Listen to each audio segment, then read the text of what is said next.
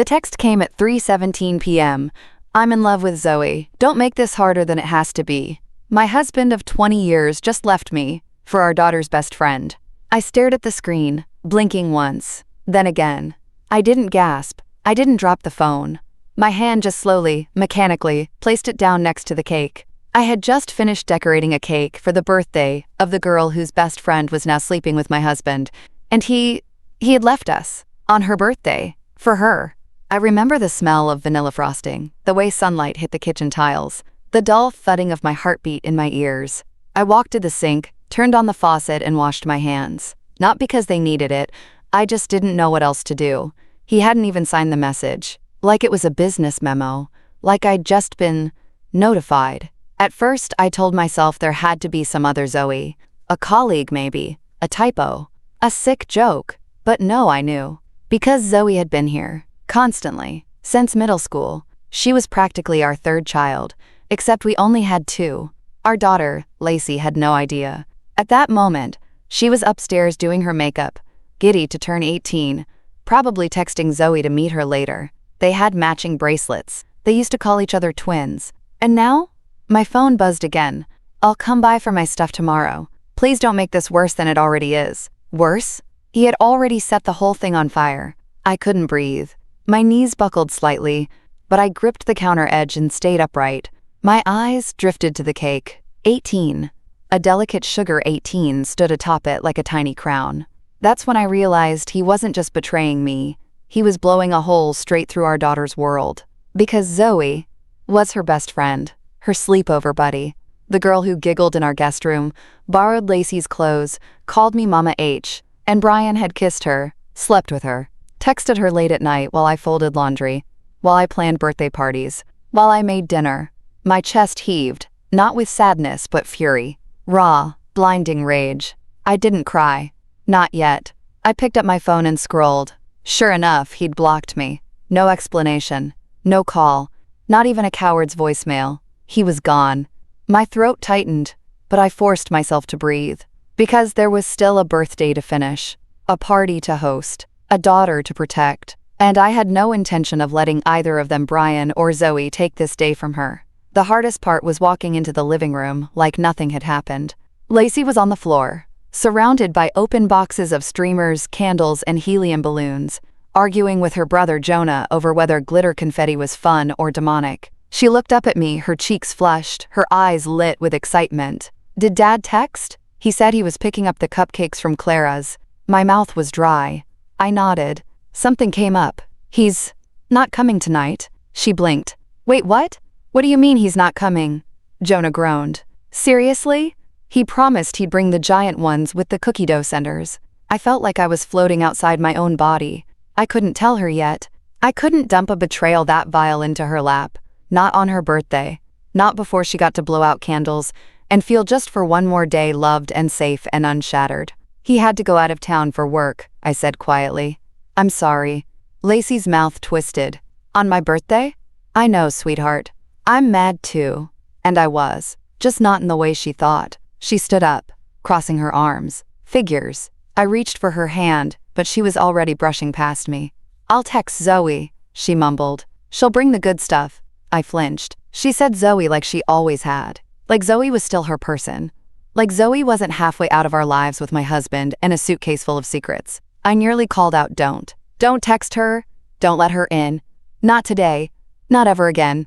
But I didn't. I couldn't. Because the truth hadn't hit her yet. And once it did, she'd never be the same. The party started at 6. Small. Backyard. Just close friends and some family. I pasted on my smile and served lemonade, hugged Lacey's friends, and listened to a neighbor compliment the cake. I kept scanning faces, waiting. And then, like a bad omen, Zoe walked through the gate. She wore this flirty little red romper and a lip gloss that shimmered like a weapon. She carried a gift bag and a bottle of sparkling cider, her hair in loose waves like she was starring in some teen drama fantasy where she was the ingenue. Except she wasn't. She was the girl who had kissed my husband behind my daughter's back. She smiled when she saw me. Hey, Mama H, she chirped, like nothing was wrong. Like she wasn't a grenade with legs. I clenched my teeth. Zoe. She leaned in to kiss my cheek. I stepped back. She blinked. "Oh," she said quietly, glancing around. "I didn't know if I should come, but Lacey begged me." Of course she did. Zoe sauntered off toward the music, handing Lacey the gift bag. I stood frozen, watching, waiting. Lacey pulled out a small white box tied with a ribbon and squealed. "Zoe! No way! The necklace!" Zoe giggled. "You said you liked mine." Lacey threw her arms around her and I thought, "You poor innocent girl. She didn't buy you that necklace out of friendship, she bought it out of guilt." I knew what I had to do. Not tonight, but soon. Zoe wouldn't get to slink away into a new life with my husband like she was a prize. Brian wouldn't get to disappear into fantasy and leave me here to clean up their wreckage. No. I would let the party finish. Let my daughter have her night. But after that, Zoe's gift wasn't the only surprise waiting to be unwrapped. The party wrapped up around 9, with empty soda cans, a half-smashed cake, and the smell of citronella still clinging to the humid summer air. Lacey was glowing giddy from sugar and attention while Jonah crashed on the couch in a frosting coma. Zoe stayed behind to help clean up. Of course she did. She was always good at making herself indispensable. Like a stray cat that purred just loud enough to be let inside. She was in the kitchen, rinsing plates. Like she belonged there. Like she hadn't detonated our lives and handed me a grenade, disguised as a friendship bracelet. I stood at the doorway, arms crossed. She didn't look at me. Just kept washing. "You didn't have to stay," I said finally. She glanced up, the same doe-eyed expression I'd seen since she was 12. "I wanted to. It's Lacey's big night." I nodded. "Funny. I don't remember you asking her before you started sleeping with her father." The plate slipped from her hands and clattered into the sink. She froze. What are you talking about?" I stepped into the kitchen, closing the distance slowly. "Don't insult me, Zoe." She stared at me, cheeks flushing crimson. "You're wrong," she whispered, eyes wide. "I mean, I didn't. Don't lie to me in my own kitchen." She swallowed hard. "Is it serious?" I asked flatly. "Was it just a thrill? Did he promise you the world?" Zoe looked like she might cry. Or throw up. "He said he was leaving you anyway," she whispered. "He said you were already separated. That he and Lacey weren't close anymore. That..." "Stop."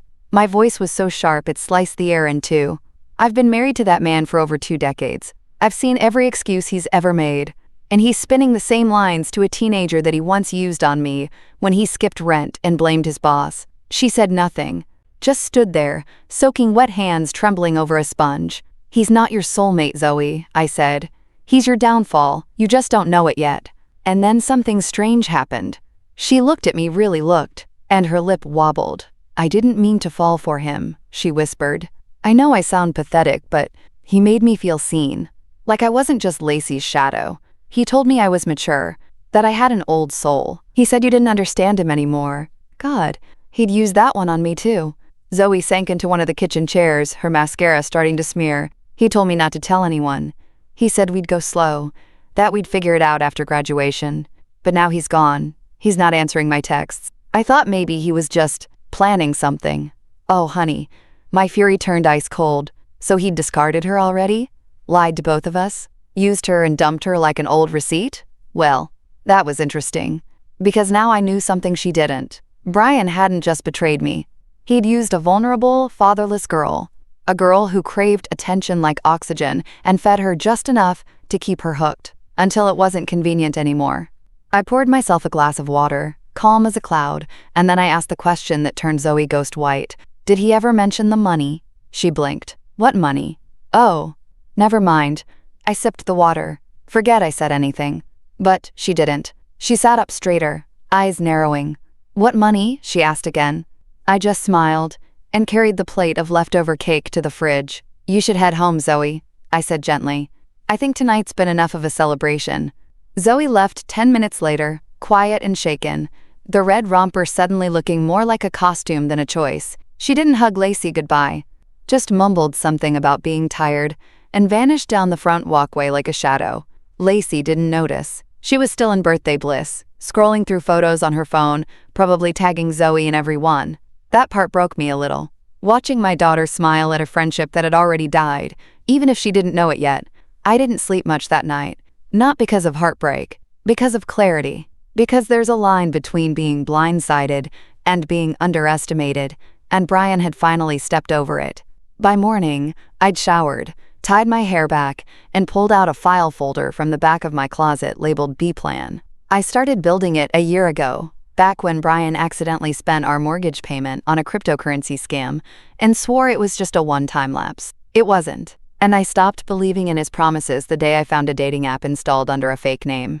He'd always been a charmer. That was the problem. You don't notice the lies when they're wrapped in laughter. But charm only works when you're not watching for the exits. I'd opened a private savings account in my name that very week. And every time he left for business and took $100 out of our joint account for gas and meals, I'd moved a matching amount into my stash. It added up fast, especially after I found out about Zoe. Well, confirmed it. 6 weeks ago, I spotted the matching bracelets. Lacey had gotten one for Zoe on her birthday last fall. A silver bangle with a small charm that said twins. One of a kind. I remember because I helped her design it on Etsy. Except one day, Brian came home from tennis with a fresh red scratch across his neck and a new bracelet tucked under his sleeve. Same exact style. I waited until he was in the shower, checked the drawer, and there it was. Same bangle, same inscription. But this one had a second charm added, yours. That night, I started documenting everything. Receipts, Venmo transfers, hotel bookings, late-night Uber rides. I even asked Jonah to help me install a discreet Wi-Fi tracking system, one that kept a log of which phones connected to our network and when. Guess who was using our Wi-Fi password while Brian and I were supposedly out of town together for our anniversary? Zoe. I knew I'd need proof if this turned legal. And now, with Brian already gone, and Zoe freshly ghosted, it was time to see how deep the lies went, so I drove to the bank. Brian had opened our joint account after we got married, but everything else, the house, my studio savings, my grandmother's inheritance was still in my name. I'd insisted, even when he called me paranoid or untrusting. Now, standing across from the bank manager, I thanked past me for every paranoid moment. I'd like to lock access to all accounts in my name, I told her. Effective immediately. Of course, Mrs. Ellison. And I'd like to report suspicious activity on our joint account from this past week. She nodded, already pulling up the transaction history. A few clicks later, she frowned. Looks like someone withdrew over $8,200 in 3 separate ATM visits in the last 48 hours, all from the same machine near a hotel off I-95. I smiled thinly.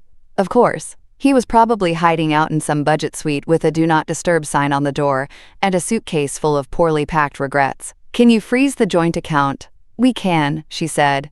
But you'll need to sign. I was already signing. By the time I walked out of the bank, the sun was high, the air hot, and my confidence solid. Brian had emptied our account, but he'd never touched my real money. And as far as Zoe, she was about to learn that her older man wasn't just unavailable, he was broke. And running scared. It started with a text at 10:42 p.m. Zoe, can we talk? I messed up. I stared at it for a full minute. Not because I was surprised. Oh no, I was waiting for this. The only question had been when. Because girls like Zoe, the ones who think they're grown because someone older calls them special, they always fold when the spotlight shifts, when fantasy meets fallout. And the fallout had begun. I didn't respond. 5 minutes later, she called. I let it ring. Then she tried again. Zoe, please. I think he lied to me. I don't know where he is. He said we'd go away together. He said he transferred money for us. Zoe, I think he blocked me. That one almost made me laugh. Oh, sweetie. Welcome to the club. She finally showed up the next morning. Right after Jonah left for school and Lacey was still in bed, sleeping off her birthday sugar crash. Zoe stood on the porch in a hoodie. 2 sizes too big, probably Brian's, and eyes rimmed red. No makeup, hair a mess. She looked less like the seductress who sauntered into my kitchen 2 nights ago, and more like what she actually was. A scared, used-up girl who'd just realized she'd gambled with her entire life and lost. I opened the door. I didn't say a word. She burst into tears. I didn't know, she choked out. I swear I didn't know he was doing this to you. I thought he said you were already separated. He told you we were separated. I repeated, voice flat. She nodded. And yet, every time you came over, my wedding ring was still on. My clothes were still in the closet.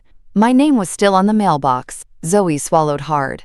I believed him, she whispered. You wanted to believe him. Silence. Then, quietly, he promised he'd pay for my college, that we'd move to Charleston. That we'd get a condo near the beach. He said he'd already pulled money from the account. I raised an eyebrow. He did. Just not for you. She blinked. He's gone, Zoe. Took the cash and ran. She looked like she'd been slapped. No. He wouldn't just leave. Wouldn't he? I said, crossing my arms. Let me guess he stopped answering texts, right? Won't take your calls? Suddenly off social media? She nodded, slow and shaky. He's done this before, I said calmly. Not with someone your age. But yes, he leaves when the walls get too tight. Brian doesn't stay to face consequences. He builds escape hatches. Zoe sat down on the porch swing, knees pulled to her chest like a little girl. But I loved him, she whispered. No, you loved the version of yourself he reflected back to you. You loved the attention, the promise, but it was never about love. Then I leaned in. And here's the part that might hurt most. Zoe, he never really planned to take you with him. Her head snapped up. What? I walked inside and came back with a manila folder. Dropped it right in her lap. Inside? Printouts of emails, travel confirmations, a wire transfer receipt to a private account with no second ticket attached, hotel reservations for one. He hadn't just lied to me, he'd lied to her. Zoe flipped through them with shaking hands. This isn't possible. He said we'd meet in Savannah after finals. He said he was working things out. Working things out means waiting until I can ghost you without consequence, I said coolly. And you're not the first. She froze. Not the first? I let that silence hang in the air, thick and sharp, because now the game was changing. Zoe wasn't just the other woman anymore. She was a witness, and that made her very useful. Zoe stayed on my porch for over an hour. I didn't coddle her. I didn't hand her tissues or rub her back. I let her sit in the consequences she helped create. But I did give her tea, because a woman can be both furious and decent. She flipped through the documents over and over again. Her hands trembled. The silence between us was weighted. Finally, she whispered, "He said you didn't understand him, that you hated how ambitious he was." I almost laughed. Ambition? Brian hasn't held a steady job longer than 2 years since Jonah was in diapers. He doesn't want success. He wants worship. There's a difference. Zoe was quiet for a beat. Then, did he cheat on you before me? I met her eyes, more than once. The first time was 5 years into our marriage. He said it was because I'd gained weight after Lacey. Said I stopped trying. Her face fell. Oh my God. I shrugged. He always needed someone new to tell him he was interesting. Sexy. Brilliant. I just got too familiar. She looked ashamed. I didn't know any of this. I know, I said. That's why you're here. And that's why I need your help now. She sat up. I'm not helping you trap him. I smiled, slow and deliberate. Oh, honey, he already did that to himself. I disappeared into the house and came back with an envelope, cream-colored, unmarked. I'd found it stuffed in the bottom drawer of Brian's old home office when I was cleaning out paperwork the week before. At the time, I didn't think much of it, but now? It was the thread I'd been waiting to pull. I slid it across the table. Open it. Zoe hesitated, then peeled back the flap. Her face paled immediately.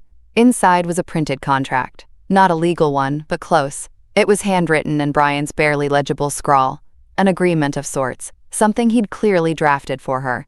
It read, I, Zoe T ______, agree that our relationship was fully consensual, not romantic during her time as a minor, and that no coercion or pressure was placed on me by Brian Ellison. It was dated 3 months before her 18th birthday. There were lines for both their signatures. Only his was filled in. Hers was blank. Zoe looked like she might throw up. He said it was just in case. That if my parents found out and got weird, this would protect us, sweetheart, I said gently. That document isn't for protection. That's a lifeboat. He drafted it to cover his own back, and the fact that you never signed it, that's the only reason he didn't use it already. Zoe looked up at me, eyes wide. Is this illegal? Oh, it's deeply questionable, I said. And if you're ready to tell the truth, Zoe, this could be enough to ruin him. She blinked. But wouldn't that hurt Lacey too? There it was, still clinging to that thin hope of redemption, of salvaging even a shred of innocence from this mess. Lacey's gonna be hurt no matter what, I said softly. The question is, does she deserve the truth, or more lies? Zoe pressed her lips together. Then, slowly she nodded. I'll help, she whispered. but I want to do it my way. And I want her to hear it from me. That caught me off guard. You're willing to face her? Tears filled her eyes. I owe her that much. And just like that, the girl who broke my daughter's heart became the first person brave enough to help fix it. Not forgive it, but face it. We picked a neutral spot, one of those cozy little coffee shops with hanging Edison bulbs and baristas who write your name in cursive on the cup. A place that felt warm, safe. I sat 2 tables away, tucked behind a ficus with a lukewarm chai latte, pretending to scroll through my phone. Zoe walked in first, shoulders hunched inside a denim jacket that didn't quite fit right. Her hair was tied back in a low bun, no makeup. Just a girl. Lacey walked in 5 minutes later, bouncing like she always did, fresh-faced and smiling until she saw Zoe's expression. "Hey, you okay?" she said, dropping her bag and hugging her before sitting across from her. Zoe didn't speak right away. She just stared at her best friend, my daughter, the girl whose birthday she'd danced through. Knowing the truth, I felt my chest tighten. Zoe took a breath. "Lace, there's something I have to tell you, and it's going to hurt, but I want it to come from me." Lacey frowned. "What's wrong?" And then Zoe said it. "I was seeing your dad." Time stopped. Lacey blinked. "What?" Zoe swallowed hard, trembling now. "I didn't plan it. I didn't expect it. It started months ago. And he told me things. About your mom. About your family. He made it sound like it was okay." Lacey just sat there, lips slightly parted, blinking like she was trying to reset the scene. "No," she said softly. "No, you wouldn't do that." "I did," Zoe whispered, voice cracking. "I messed up. I believed him. I let myself get pulled in. I thought he loved me." Tears spilled down Zoe's cheeks. "I thought it was real. But he's gone now. He used me. And I can't fix that. But I can own it." Lacey was frozen. For a full minute, she said nothing. Then, finally, "You're my best friend," Zoe nodded, sobbing. "I know. I was. And I broke that. I know you probably hate me now. I deserve it." Lacey stood. "I don't hate you," she said. Her voice wasn't angry. It was eerily calm. "I just don't know who you are anymore." Zoe reached for her hand. Lacey pulled back. "I trusted you with everything. My secrets, my dreams, my family. And you," her voice broke, "you went and slept with my dad." Zoe covered her face with both hands, crying into her palms. "And Lacey?" She didn't scream. She didn't cry. She just quietly picked up her bag and walked out. My heart broke as I watched her pass my table. She didn't see me. She just walked out into the sunlight, like she was chasing air. Zoe stayed at the table for a long time, head bowed, alone with the wreckage. And me? I stepped outside, phone in hand, and called the only person who hadn't faced the fire yet. Brian. He picked up on the third ring. "Hey," he said casually, like we were going to talk about dinner plans. I was going to reach out. I just needed space. I cut him off. "She knows." A pause. "Who?" "Our daughter. Your daughter. She knows everything." Silence. Then, "That's not what I wanted. You don't get to want anything anymore, Brian." I hung up before he could lie again.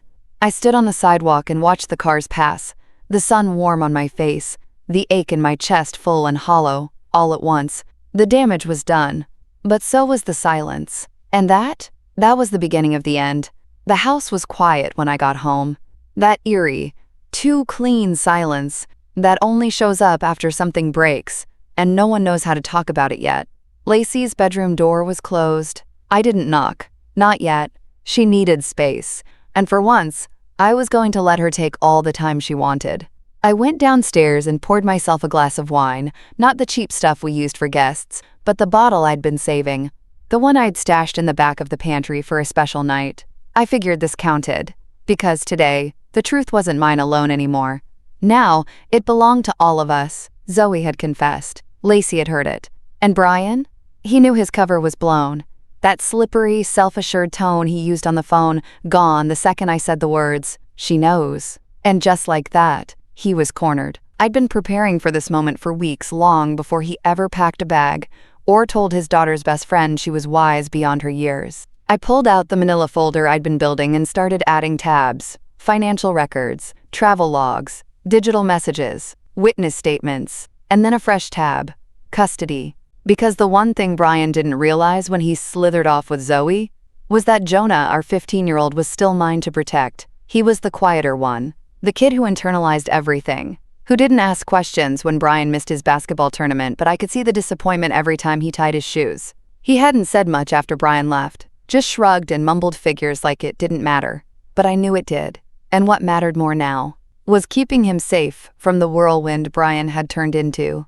Because if Brian thought he could reappear in 6 months, newly tanned and freshly repentant, and claim Father of the Year status, he had another thing coming. So I called my lawyer, Sandra, sharp as glass and twice as dangerous. I want to start custody proceedings, I told her. Primary for Jonah. Visitation, if he asks for it. But I want Brian to have zero say over schooling, medical decisions, anything financial. Sandra didn't even hesitate. Let's build the case, she said. You have documentation of abandonment? Yup.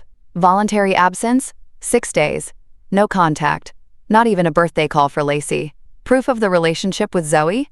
More than enough. I heard her typing. We'll lead with that. You stay calm, let him flail. And that's exactly what I did. I stayed calm. That night, I made Jonah's favorite dinner, grilled cheese, with 3 kinds of cheese, tomato soup with extra cream. We sat at the kitchen table, just the 2 of us, like we had so many times before. He didn't ask about his dad, but before he went to bed, he looked at me and said, "I'm glad he's not here." I nodded. Me too. And that was that. No tears, just the beginning of a new kind of peace. But it wouldn't last long. Because Brian? He was about to fight back. Poor man, thought I was still the same woman who used to beg him to come home for dinner. He was about to meet the version of me who knew how to win in court. And this time, I had everything on my side. He wore a navy blazer, like it would fix things. That's what I remember first when I saw him walk into family court that morning. Like a costume could make him look like a father again. Like a man. Like he hadn't just disappeared from our lives 2 weeks ago with my daughter's best friend and a suitcase full of cash and charm. His hair was freshly cut. He smiled like he was confused about why we were even here. Typical Brian. I was already seated beside my lawyer when he walked in. Sandra gave me a slight nod. Everything we'd prepped for was in motion. Custody, financials, future protections for Jonah. Brian sauntered to his table like this was all some annoying misunderstanding we'd laugh about later. Then he opened his mouth. "Your Honor," he said, with that same disarming little grin he used on cocktail servers and neighbors' wives. "I think there's been some confusion. I didn't abandon my son. I was in contact." We texted. Sandra stood before he could keep going. "Objection. Defendant is misrepresenting the timeline of communication. We have printouts showing 0 contact with the minor child for 9 consecutive days following the separation." The judge raised an eyebrow. 9 days? Brian cleared his throat. "Well, I was giving them space. You know, transitions are emotional. I didn't want to interfere." Sandra didn't even blink. "He didn't want to interfere, Your Honor. But he did find time to withdraw over $8,000 from the joint account and book a hotel suite registered under a false name." Brian flushed. I watched his jaw twitch. The judge looked down at the paperwork. "Mr. Ellison, can you explain the alias used at the Courtyard Suites?" He laughed, actually laughed. I mean, come on. That's not a crime. Lots of people use discretion when they're under stress. I needed time to think. "Oh, Brian, you needed time to think," I repeated under my breath. "So you vanished with a teenager and drained your kid's college fund?" The judge adjusted his glasses. "A teenager?" Sandra stood again, calm as a blade. "Yes, Your Honor.